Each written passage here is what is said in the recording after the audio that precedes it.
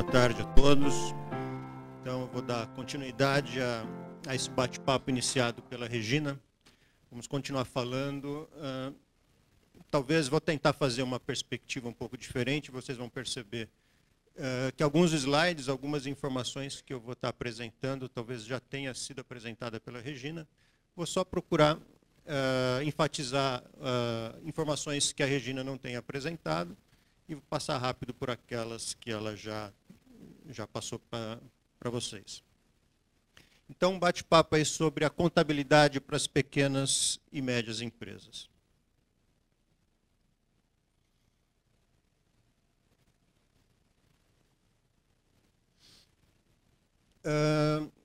A Regina também já apresentou quais são as empresas no Brasil, o que forma esse conjunto de pequenas e médias empresas. Basicamente, aquelas que não são de grande porte, no conceito da Lei 11.638, ou seja, aquelas empresas que não apresentarem ativo total superior a 240 milhões de reais ou receita anual superior a 300 milhões de reais. Então, esse conjunto de empresas, o que tiver abaixo desses patamares, são pequenas e médias empresas para fins também de adoção do CPC-PME. Então, essas poderiam adotar o CPC-PME e desde que também não tenha uma obrigação de apresentação de informações ao público, uma obrigação que não seja, por exemplo, companhias abertas, que não sejam instituições financeiras, entidades reguladas por autarquias federais como SUSEP, ANEEL, Anatel, etc. Então, esse conjunto de empresas seriam aquelas que que deveriam adotar o CPC-PME. Como a gente sabe, os órgãos reguladores, as autarquias federais no Brasil, estabelecem regras contábeis. Grande maioria estabelecem regras contábeis. Banco Central, CVM, ANEEL, Anatel e, enfim, as autarquias federais. E o Conselho Federal de Contabilidade também agora, principalmente a partir de 2010, com a mudança da lei, estabelece regras contábeis. Então, acho que devemos entender que essas regras estabelecidas pelo Conselho Federal são aquelas de uso geral, aquelas que essas entidades, então, PMEs, que não estão sujeitas às regras contábeis das autarquias, dos órgãos reguladores, devem estar seguindo. E entender o valor dessa informação. Será que os próprios contabilistas, será que os empresários reconhecem o valor da informação contábil de boa qualidade?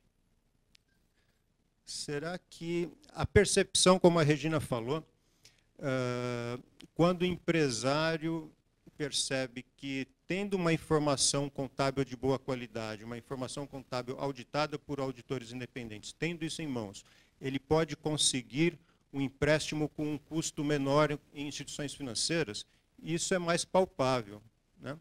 Isso eles percebem, mexe talvez no bolso do empresário. É mais fácil de convencê-lo por esse lado. Mas e pelo lado da melhor qualidade da informação contábil? Será que nós, contabilistas, precisamos atuar também junto aos empresários para convencê-los de que há um valor nessa melhor qualidade da informação contábil? Isso vai trazer um benefício para ele em termos da gestão do seu negócio? Ele saber com uma melhor qualidade os seus ativos e passivos numa determinada database, as suas receitas e despesas, o seu resultado, medido de forma mais precisa, será que isso não tem valor para ele, para que ele atue na gestão do seu negócio? Então, precisamos trabalhar nisso. E, a partir desses entendimentos da relação custo-benefício, da adoção de uma contabilidade de boa qualidade, seguindo regras estruturadas, harmônicas, regras que estão previstas aqui no CPC-PME, será que isso não vai trazer benefícios para todo o conjunto e para a uniformidade da informação?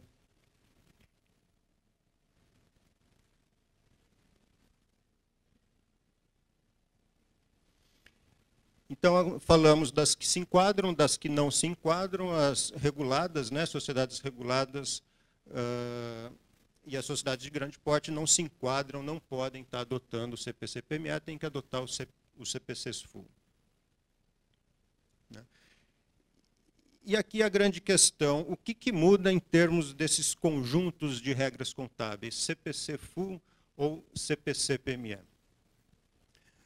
A forma de se registrar ativos, passivos, receitas e despesas realmente não mudou muito.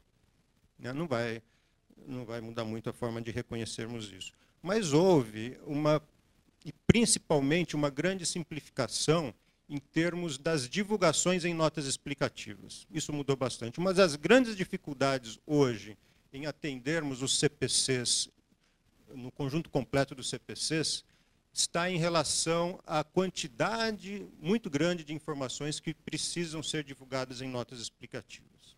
Essa é uma das grandes dificuldades.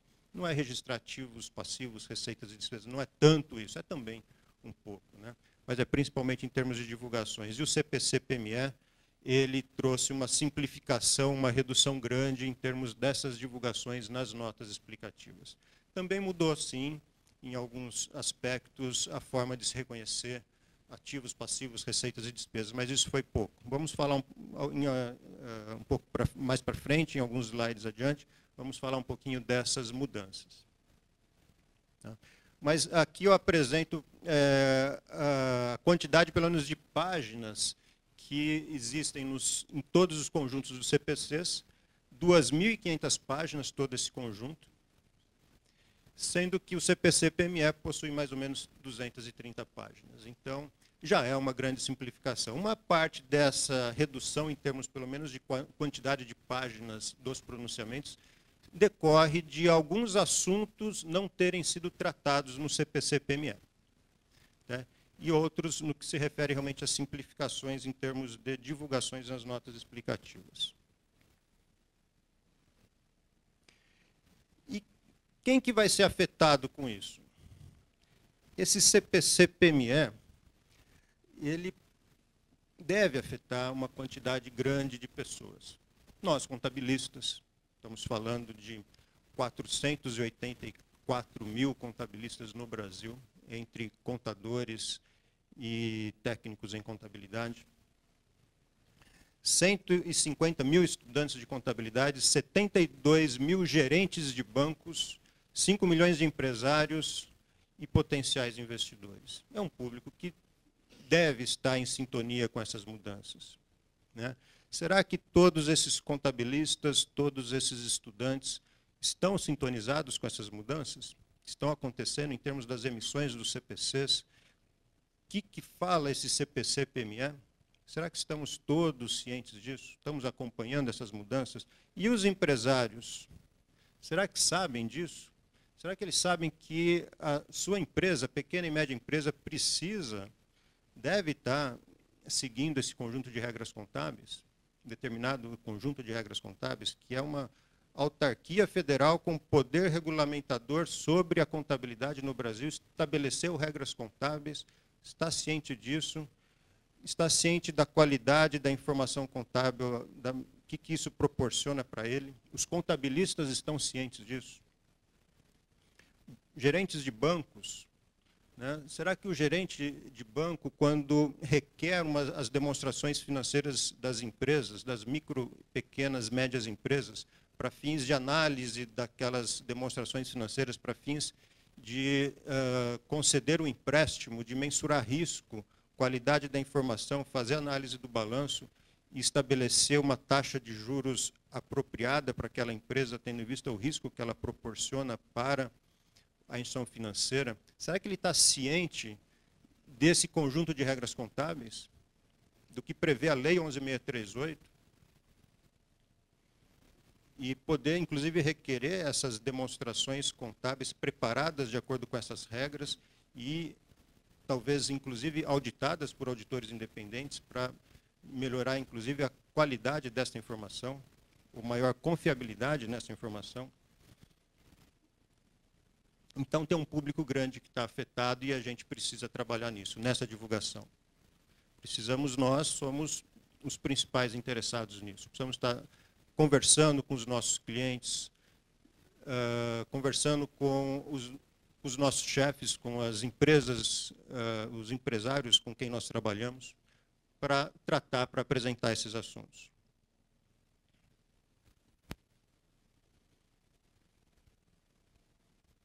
Então, em que diferencia? Falamos um pouquinho, é bastante, o CPC-PME é muito mais simples que o CPC-FU.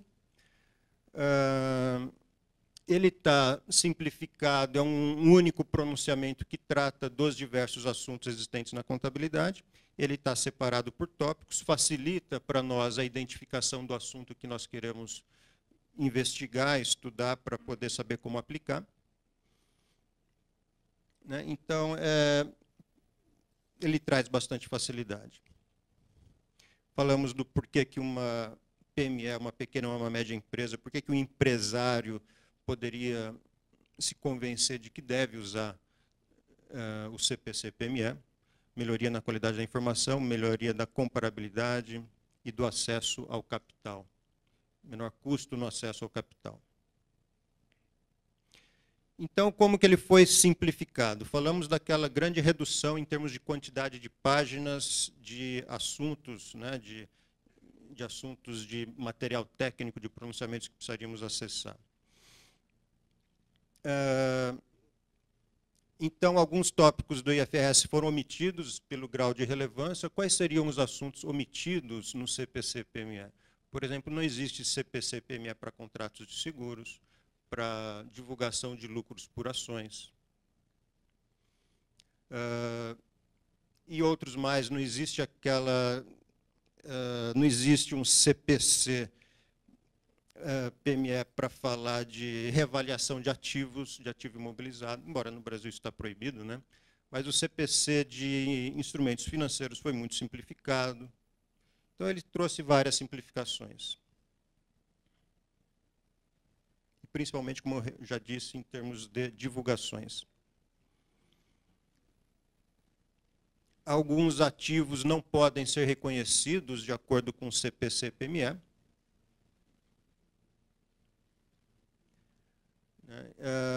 Vamos falar um pouquinho dessas mudanças, né? Passou meio rápido aqui. Como foi simplificado. Então, relatório por segmento também não existe no CPC-PME. Como a gente sabe, existe um CPC-FU, que fala a respeito da divulgação, que a empresa tem que fazer a divulgação nas notas explicativas dos segmentos operacionais que ela atua. Se, porventura, ela atuar em mais de um segmento operacional, ela vai ter que abrir o resultado, ativos e passivos, por segmentos operacionais. É uma quantidade de divulgações em notas explicativas muito grande. No caso do CPC-PME, isso não seria requerido. Relatórios intermediários não é tratado também no CPC-PME. Lucro por ação, como eu falei, e contraste de seguros são itens omitidos no CPC-PME. Né? Então, nisso já se reduz razoavelmente o conjunto dos CPCs. E em termos de assuntos simplificados, existem vários assuntos simplificados no CPC-PME comparativamente ao CPC-FU. Entre eles, instrumentos financeiros, que é um assunto muito complexo de ser tratado, de ser reconhecido, mensurado e tudo mais. Não existe a classificação de instrumento financeiro disponível para venda. Né? Não existe também no pronunciamento CPC-PME a previsão de se fazer contabilidade para operações de hedge. Também é um assunto complexo previsto no CPC 38. Contabilidade para operações de hedge. Não permite a reavaliação de ativos de um modo geral. Quando o CPC-FU permite, opcionalmente, permite a adoção de algum outro critério contábil, no CPC-PME, essa segunda opção ela foi excluída. Ela não deu o direito, por exemplo, de se fazer reavaliação de ativos, o que é previsto na norma internacional de contabilidade. Ativos biológicos podem ser avaliados pelo método do custo. Né? Existe um pronunciamento para falar de contabilidade de ativos biológicos, que ele traz uma complexidade razoável de se avaliar todos aqueles ativos biológicos ao valor justo, projetar o valor pelo qual ele vai ser realizado lá na frente, trazer isso ao valor presente, é uma complexidade enorme. O CPC-PME excluiu essa complexidade toda. E ativos intangíveis, eles são amortizados. Todos os ativos intangíveis são amortizados, inclusive o goodwill. Essa é uma mudança importante em relação à contabilidade do CPCs full, né? No CPC full, o goodwill, né, o ágio por expectativa de rentabilidade futura, ele não é amortizado, não é mais amortizado. No CPC-PME ele é amortizado. Uma mudança importante.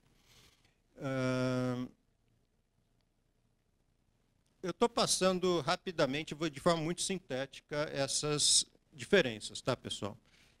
Não há condições aqui de tratarmos em detalhes a respeito desses CPCs, de todas as sessões. Estou apenas tratando das principais diferenças entre o CPC-PME e o CPC full. Depois vou falar um pouquinho também como seria para os contabilistas, os empresários que queiram adotar pela primeira vez o conjunto previsto no CPC-PME. Tá? Então, é basicamente isso. Essa aqui, o gasto com desenvolvimento de novos produtos, é previsto que ele pode ser ativado.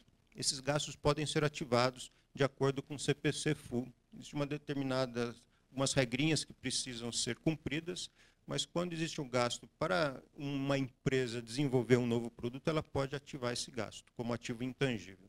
No CPC-PME isso não é permitido. Custos com empréstimos também não podem ser ativados no CPC-PME. Existe um CPC específico, CPC 17, se eu não me engano, que fala da contabilização, da ativação dos custos com empréstimos, dos juros que incorrem com empréstimos esses obtidos especificamente para aquisição ou formação de um ativo. Então, esses custos financeiros poderiam integrar o custo do ativo, de acordo com o CPC full.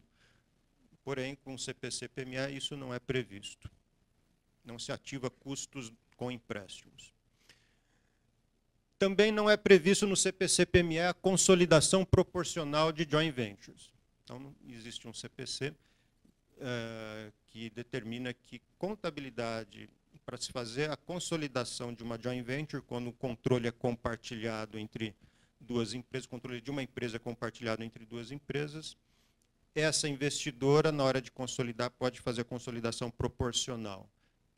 Pelo CPC-PME, não se faz a consolidação proporcional, faz a consolidação integral. E também uma questão aqui de benefícios a empregados. Existe um CPC que trata de benefícios a empregados. Quando existe um benefício pós-emprego, e geralmente aí um plano de aposentadoria com benefício definido, existe a necessidade de se registrar um passivo correspondente a esse benefício definido de acordo com regras atuariais, né? E quando se faz a atualização desse passivo com base nessas regras atuariais, que podem mudar a todo momento, e se muda inclusive períodos passados, pode haver no CPC full o diferimento desses custos adicionais decorrentes de atualizações das variáveis atuariais. O CPC-PME não permite esse diferimento. As demonstrações contábeis para fins do CPC-PME são as mesmas, ou quase as mesmas do CPC full, né? Não é previsto somente a demonstração do valor adicionado, então uma CPC-PME não precisa fazer a DVA. As demais demonstrações, inclusive a demonstração do resultado abrangente, é previsto no CPC-PME. É uma demonstração, talvez, que não estávamos acostumados a fazer. A demonstração do resultado abrangente inclui, além daquilo já apresentado na demonstração do resultado do período, que esse sim estamos acostumados a fazer, além dessa demonstração de resultado normal, a demonstração do resultado abrangente inclui também os créditos e os débitos feitos diretamente no patrimônio líquido. Então, por isso que fica denominado demonstração do resultado abrangente, entendido que todas as mutações ocorridas no patrimônio líquido, mesmo aquelas que não transitaram para o resultado, elas também têm uma característica de receita e despesa, e devem ser apresentadas nessa demonstração chamada resultado abrangente. Proporcionou uma mudança no patrimônio líquido.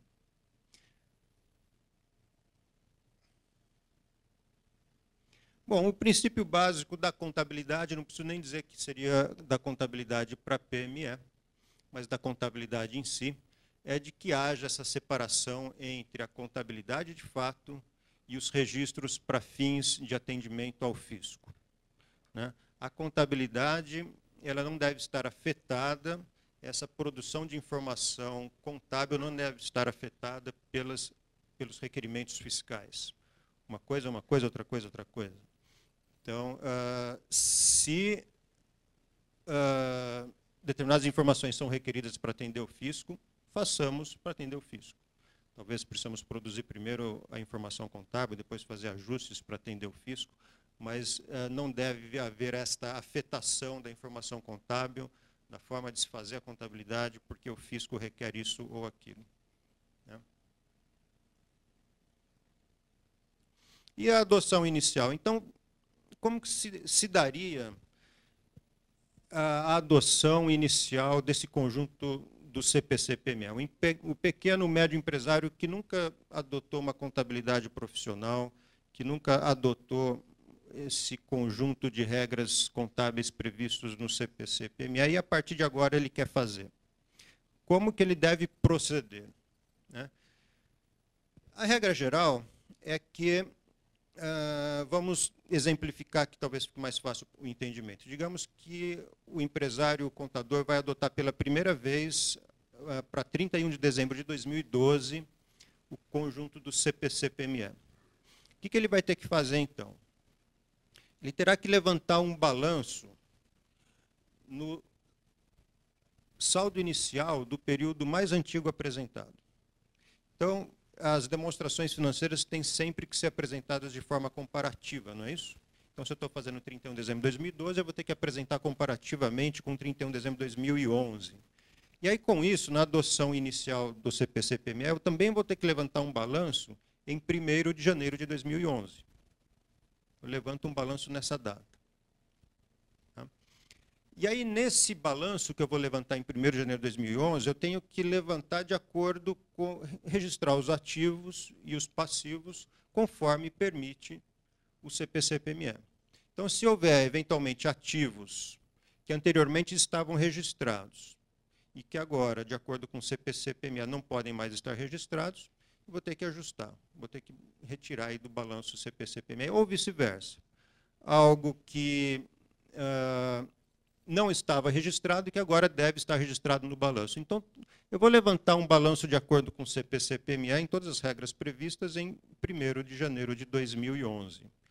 E eventuais ajustes, sejam de ativos e passivos, todo esse conjunto de ajustes eu vou registrar onde? Diretamente na conta de lucros acumulados, lucros ou prejuízos acumulados no patrimônio líquido. Ok? Então, esta é a regra geral para a adoção do CPC-PME. Também deve ser feita uma declaração nesse relatório, onde está sendo feita a primeira adoção do CPC-PME, uma declaração explícita de que aquele conjunto de regras contábeis previstas no CPC-PME está sendo atendido. Numa nota explicativa, ele coloca um parágrafo dizendo que isso está ocorrendo. É obrigatória essa declaração explícita. Então, levantar o balanço, né? Isso aí é na data de transição. A data de transição é isso que eu falei. A data de transição seria, nesse meu exemplo, 1º de janeiro de 2011. Essa é a data de transição e a data na qual eu tenho que levantar um balanço inicial de acordo com o CPC-PME. De forma que o balanço 31 de dezembro de 2011 e o balanço 31 de dezembro de 2012 estejam perfeitamente comparáveis, feitos de acordo com a mesma regra contábeis e permitam uma adequada comparabilidade, inclusive os resultados desses períodos. Eu falei a regra geral, que é que se levante um balanço de acordo com o CPC-PME na data de transição, ou seja, 1 de janeiro de 2011, mas existem algumas simplificações e algumas isenções. Não vou tratar delas aqui, mas eu falei apenas da regra geral, tá? Mas existem algumas previsões de isenções ou simplificações. Por fim, é necessário, nessa adoção inicial do CPC-PME, abrir uma nota explicativa, onde são descritos todos os ajustes, né, divulgar em nota explicativa, como que o balanço e a demonstração do resultado foram afetados por essa adoção do CPC-PME. Então, é preciso dizer a natureza dos ajustes e abrir quadros de conciliação do patrimônio líquido em 2 datas, um quadro de conciliação do patrimônio líquido e da demonstração do resultado, informando qual que era o saldo do patrimônio líquido, qual que era o resultado do exercício de acordo com a regra anterior e quais são o patrimônio líquido e o resultado de acordo com as regras do CPC-PME. Então, numa nota explicativa, precisam ser apresentadas essas informações dos ajustes ocorridos. Então, era isso em forma bastante sintética que eu queria apresentar para vocês.